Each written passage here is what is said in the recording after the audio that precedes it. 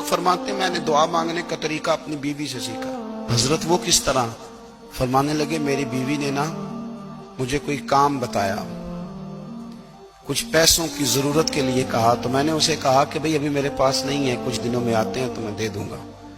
عورتوں کی عادت ہوتی ہے وہ بار بار یاد کراتی ہیں۔ 2-4 دنوں کے بعد پھر اس نے کہا حضرت وہ میں نے کہا تھا کچھ پیسے، میں نے اسے کہا کہ ابھی میرے پاس نہیں ہے، کچھ دنوں میں ملتے ہیں تو میں تمہیں دے دوں گا۔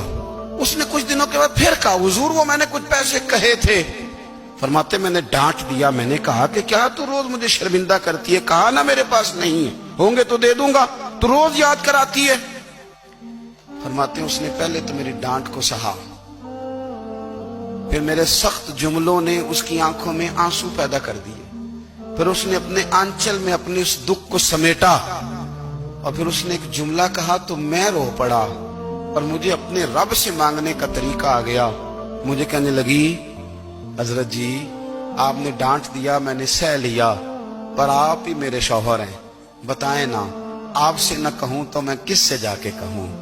فرماتے ہیں میں رو پڑا، اور میں کھل کے رویا، اور میں تڑپ کے رویا، اور پھر میری سسکیاں بند گئیں۔ تو مجھے کہنے لگی آپ کو کیا ہوا؟ میں نے کہا مجھے بھی دعا مانگنی آ گئی ہے، جب میں اسے کہوں گا نا اللہ تو ہی میرا رب ہے، میں تجھ سے نہ کہوں تو میں کس سے جا کے کہوں؟ میں کیوں کسی بندے سے سوال کروں؟ میں کیوں کسی دنیا دار سے کہوں؟ میں تیرے بندوں کا، نیک بندوں کا وسیلہ لے کے، تیرے محبوب کی غلامی لے کے تیری بارگاہ میں آئیں، تجھ سے نہ مانگوں تو کس سے مانگوں؟ سمجھ آ گئی ہے، جب میں اس رنگ میں مانگوں گا تو پھر رب میرے اوپر بڑا ہی فضل فرمائے گا۔